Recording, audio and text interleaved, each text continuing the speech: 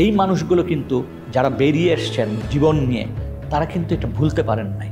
তারা এখনও গভীর রাতে ঘুম ভেঙে যায়, তাদের চিৎকার করেন। এই ট্রমার থেকে কিন্তু এখনও বেরিয়ে আসেনি। বাথরুমে একটা নতুন লাক্স সাবান ছিল। হ্যাঁ, এখন ওই লাক্স সাবানের স্মেল আসলে আমার মাথায় কাজ করে না। আমি লাক্স সাবানের ওই স্মেলটা যদি কেউ সামনাসামনি বের করে, আমার আমি ভিতরে অস্থিরতা চলে আসে, আতঙ্কগ্রস্ত হয়ে যায়। আর শুধু যে তারা বেরিয়ে আসে নাই তা না, এই সমাজটাও কিন্তু এক ধরনের ভীতিকর ভয়ার্থ পরিবেশের মধ্যে একটা ভয় সমাজের ভিতর কিন্তু প্রবাহিত। এবং আমরা দেখি এই জিনিসগুলো মানুষের ভিতরে অনেক বড় ভয় রেখে দেয় অনেক দিনের জন্য।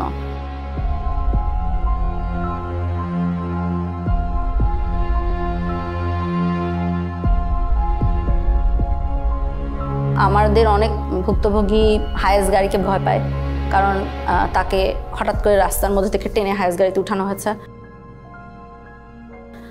আমাদের অনেক ভুক্তভোগী এসি রুমকে ভয় পায়, কারণ এসি রুমে টর্চার রুমগুলোতে এসি থাকতো, কারণ আই সাপোজ অফিসাররা যখন এগুলো করতেন ওনারা ঘামতে চাইতেন না। গানটার সাউন্ড আসতোই, ঠিক থাকতে পারতাম না, আর শুধু চিৎকার সাউন্ড আসতো। গানটা যে মারধর করা হতো, যখন সাউন্ড আসতো কোনো প্রকার আমি তো টেনশন। আমি গানটা কয়েকবার দেখার চেষ্টা করছি, ঠিক মতো আমি দেখতে পারিনি। চিকিয়া কালিয়ারে ওই গানটা আপনি দেখতে পারেন নাই? জি, গানটা আমি কয়েকবার দেখার চেষ্টা করছি, ওইভাবে আমি দেখতে পারিনি।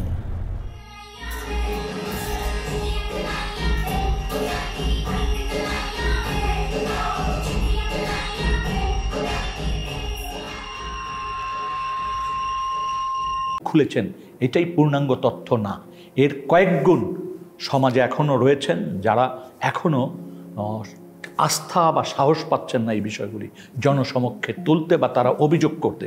তারা মনে করে যে এমনিই তো আমরা মামলা মোকদ্দমার ভিতর দিয়ে আছি, তারপর আবার এইটা করতে যে আবার কোন ফ্যাসাদে পড়বো, আবার আমার কোন ভোগান্তি হবে।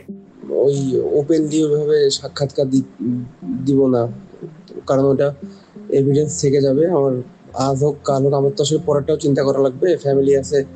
এমনি তো অত্যাচারের শিকার হয়েছি, গুম ছিলাম, মিথ্যা মামলা নিয়ে জেলে ছিলাম, এখনো স্টিল নাও হাজিরা দিচ্ছি। ওই 16 সালে গুম হওয়ার কনসিকুয়েন্স এখনো বিয়ার করতেছি। আমার ফ্যামিলি স্টিল নাও সাফারার, আমার ক্যারিয়ার ধ্বংস, সবকিছু হয়ে গেছে। তার এখনো কিন্তু আমরা এমন একটা পরিবেশ নিশ্চিত করতে পারিনি যে পরিবেশে মানুষ ভয়হীনভাবে এসে রাষ্ট্রের কাছে বা রাষ্ট্রের সংস্থাগুলির কাছে এসে বলতে পারে যে আমার জীবনে এই ঘটনাগুলি ঘটেছে।